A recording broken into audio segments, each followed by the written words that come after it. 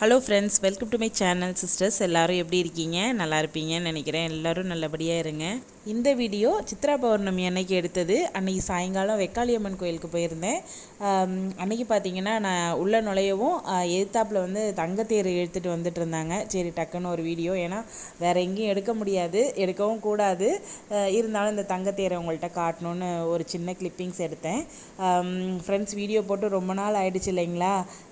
என்ன பண்ணேன், ஏன் வீடியோ போடலை அப்படின்னா, நான் அந்த ஒரு மாதம் சும்மாவே தான் இருந்தேன். இடையில நிறைய ஃபங்க்ஷனுக்கெலாம் போயிட்டு வந்திருந்தேன். பிள்ளைங்க வந்து அம்மா வீட்டுக்கு, எங்கள் அம்மா வீட்டுக்கு போயிருந்தாங்க. நான் போகலை, சும்மா தான் உட்காந்துருந்தேன்.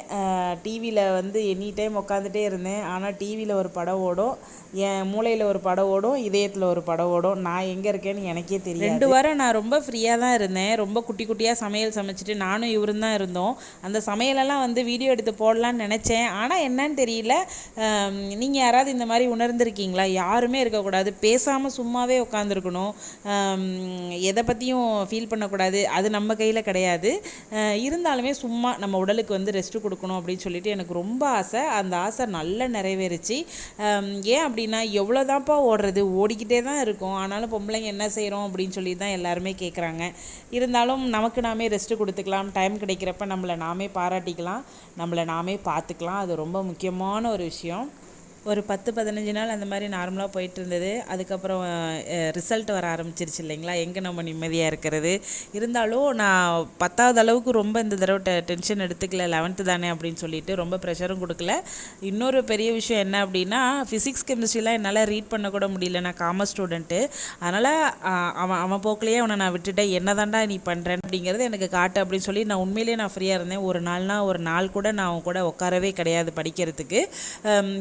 கடைசி நேரத்துக்கு படின்னு சொன்னனே ஒழிய உள்ளே என்ன இருக்குன்னு எனக்கு உண்மையிலேயே எதுவுமே தெரியலைங்க. 473 மார்க் வாங்கியிருக்கான். இப்போ இந்த வீடியோவோட லாஸ்ட்டில் அந்த ஸ்க்ரீன்ஷாட் வந்து ஆட் பண்ணுறேன். பாஸ் பண்ணி அந்த வீடியோவில் வச்சே ஜூம் பண்ணிங்கன்னா மார்க்லாம் தெரியும். ஒரு 500க்கு மேலேயாவது வரும்னு நான் நினச்சேன். ஓகே, பரவாயில்ல. ஒரு 10 நிமிஷம் அப்படியே லேப்டாப் முன்னாடியே உட்காந்துருந்தான். நான் ஒன்றுமே சொல்லலை. என்னை நினச்சா எனக்கே ஒரு வியப்பாக இருந்தது. ஏன்னா திட்டிடுவேன் நல்லா கண்ணான்னு. என்ன பண்ண முடியும், நம்ம இப்போ ஏதாவது சொன்னோம் அப்படின்னா அவன் ரொம்ப சென்சிட்டிவாக இருக்கான். எதுனாலுமே ஏதாவது நெகட்டிவாக பேசணும் அப்படின்னா நம்மளால தான் அப்படிங்கிற மாதிரியான மனநிலைக்கெலாம் வருதுங்க இப்போ பிள்ளைங்க. அதனால் நான் ஒரே ஒரு வார்த்தை தான் சொன்னேன்.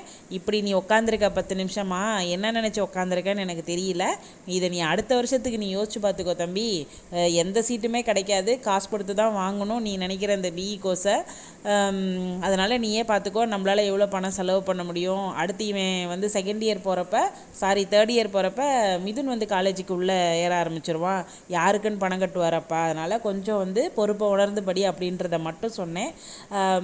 அதுக்கப்புறம் ஒரு 2-3 நாள் புக்கை உட்காந்து உருட்டிகிட்டு இருந்தான். அதுக்கப்புறமேட்டுக்கு ஒரு பெரிய கேப்பு. இப்போ கொஞ்சம் படிச்சுட்டு இருக்காங்க. நான் என்ன சொல்கிறேன், 10th 12th பிள்ளைங்க இருந்தாங்க அப்படின்னா கடைசி நேரத்தில் போய் ப்ரெஷர் கொடுக்காதீங்க.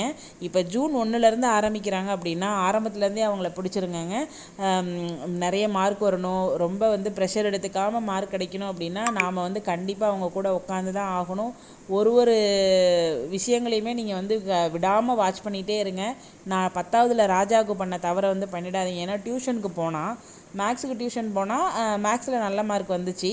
இருந்தாலும் மற்ற சப்ஜெக்ட்லாம் என்ன நடக்குதுன்னே தெரில. கடைசியில் பார்த்தா நிறைய பெண்டிங்கு. டியூஷனை நிறுத்திட்டு நாங்கள் வந்து அதெல்லாம் முடிச்சுட்டு தான் அதெல்லாம் வந்து கவர் பண்ணுறதுக்கே எங்களுக்கு 2 மாதம் ஆகிடுச்சிங்க.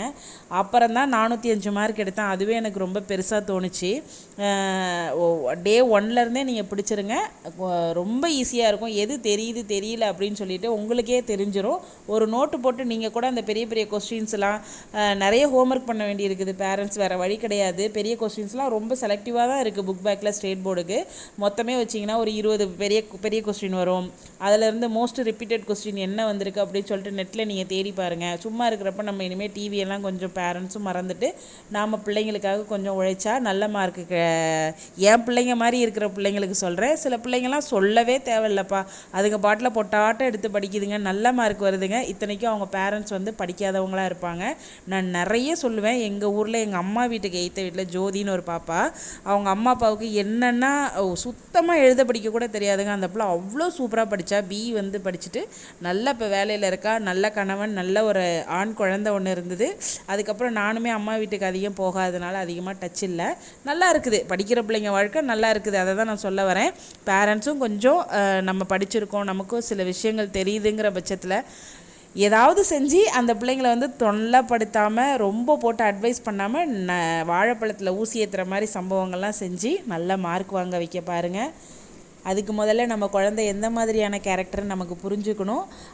அதை தெரிஞ்சுக்கிட்டீங்க அப்படின்னா கண்டிப்பாக நீங்கள் அவனுக்கு தகுந்த மாதிரி தான் போய் நம்ம வேலை வாங்கணுமே ஒழிய, நம்ம திட்டியோ இல்லை வேறு ஏதாவது நெகட்டிவாக பேசினா அப்படின்னா மொத்த பிளானுமே வந்து வேஸ்ட்டாக போயிடும். ஏன் அப்படின்னா, ராஜாவை பொறுத்த வரைக்கும் நீங்கள் அவனை எதிர்த்து பேசி ரொம்ப ஓவராக ரூல் பண்ணிங்க அப்படின்னா அவனை வந்து மறுபடியும் பேச உட்கார வச்சு நம்ம நார்மலாக பேசுகிறதுக்கு கிட்டத்தட்ட ஒரு 10லேருந்து 15 நாள், ஏன் சில நாள் கூடவே கூட ஆகுது. இது தேவையா? நம்ம எங்கள் அக்கா தான் சொல்லுவாங்க, இவர்கிட்ட ஏதாவது சண்டை போட்டோம் அப்படின்னா, நம்ம நல்லா வேலை பார்க்குற இடத்துல சம்பளம் வாங்குகிறோம் அப்படிங்கிற ஒரே காரணத்துக்காக உயரதிகாரிகள்ட்டெல்லாம் எவ்வளோ வந்து தன்மையாக பணிஞ்சு போகிறோம். இந்த டைலாக் நிறைய பேர் நிறைய இடத்துல சொல்லி நீங்கள் கேள்விப்பட்டிருப்பீங்க. ஆனால் நம்ம வீட்டுக்கார் நம்ம வாழ்க்கையவே கவனிச்சிக்க போகிறவங்க, நம்ம பக்கபலமாக நம்மள பாதியாக இருந்து எல்லாமா இருக்கிற அவங்கள்ட்ட பணிஞ்சு போகிறதுல தப்பு இல்லை ராணின்வா எங்கள் அக்கா. அதே மாதிரி தான் நம்ம பையன்கள்ட்டையும் பொண்ணுங்கள்ட்டையும் நான் சொல்ல வரேன். நம்மக்கிட்ட இருக்கிற அந்த ஈகோ வந்து சுத்தமாக தூக்கி போட்டுருங்க. நம்மளால் வந்த அந்த குழந்தைங்க அவங்களுக்கு யார் இருக்கா சொல்லுங்கள் பார்ப்போம். அதனால் திட்டவே திட்டாதீங்க. ரொம்ப பாசமாக அவனோட மன ஓட்டத்துக்கு தகுந்தாற் போல் போய் நீங்கள் அவன் செல்லெல்லாம் கொடுத்து கெடுக்க சொல்லலை. நான் எந்த அளவுக்கு தூரம் அவங்களுக்கு செல்லமாக போய் அவங்களோட மனநிலையை வந்து சமன்படுத்தி சந்தோஷமாக வச்சு வேலை வாங்க முடியுமோ அந்த இடத்துல போய் நின்று வேலை வாங்கிக்கோங்க. திட்டவே திட்டாதீங்க, தயவு செஞ்சு அடிக்காதீங்க, ரொம்ப கோவப்படாதீங்க. மொத்த வருஷமுமே வீணாக போயிடும். என்னோட முதல் சபதமே அதுதான். நான் அதில் ரொம்ப வந்து ட்ரைனிங் எடுத்து நான் ரொம்ப இப்போ வந்து அதில் எப்படி சொல்கிறது, துறை வல்லுநராகவே ஆயிட்டேன். அதனால் பிள்ளைங்களை திட்டவே திட்டாதீங்க. 10 பைசாவுக்கு பிரயோஜனம் கிடையாதுப்பா. ரொம்ப ஜாலியாக கொண்டு போங்க.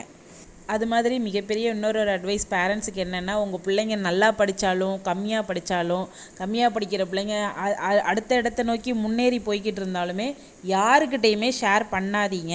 ஏன் அப்படின்னா, போன வருஷத்துக்கு முந்தின வருஷம் என் பையன் 10th படிக்கிறப்போ சில பேர்லாம் மார்க்கை வாயால் தான் சொன்னாங்களே வெளியே கண்ணால் காட்டவே இல்லை. ஒரு சில பேர் என்கிட்ட பேசாமையே போயிட்டாங்க. அதனால் இதில் என்ன இருக்குதுன்னு எனக்கு தெரியல. உங்கள் மார்க்கை சொல்லிவிட்டு நீங்கள் பாட்டில் போக வேண்டியதானே. ஏன்னா இப்போ நம்ம போய் 3ஆம் மனுஷன்ட்ட போய் நம்ம போய் சொல்ல போகிறது கிடையாது, கேட்க போகிறது கிடையாது. நம்மள்ட்ட அவ்வளோ ஃப்ரெண்டாக இருக்கிறவங்கள்ட்ட தான் கேட்குறோம். ஆனாலுமே அவங்க வந்து நம்மளை அவாய்ட் பண்ணுறாங்கங்கிறப்ப உங்களோட நடவடிக்கை எதுவுமே எதிர்த்தரப்பினருக்கு தெரியவே கூடாது. பெத்த தாயை தவிர நீங்கள் வேறு யார்ட்டையுமே இதை நான் ஷேர் பண்ணிக்க கூடாதுன்னு ரொம்ப பணிவோடு கேட்டுக்கிறேன்.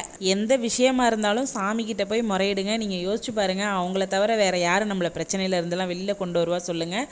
ஒருத்தவங்க கூட கொண்டு வர மாட்டாங்க. அந்த பக்கம் போய் நமக்கு ஏதாவது பிரச்சனைனா கை கொட்டி சிரிக்கிறதுக்கு தான் ரெடியாக இருப்பாங்க. தவறும் அவங்க விஷயத்தை எதுவுமே யாருமே ஷேர் பண்ணிக்க தயாராக இல்லை. உங்கள் விஷயத்தையும் யாருக்கிட்டையுமே சொல்லாதீங்க. ரொம்ப அடி வாங்கியிருக்கேன். இதுதான் ராஜா மார்க்குப்பா. இந்த வருஷம் ராஜாவும் மிதுனும் நல்ல மார்க் வாங்கணும்னு எனக்காக நீங்கள் கடவுள்கிட்ட வேண்டிக்கோங்க. நன்றி.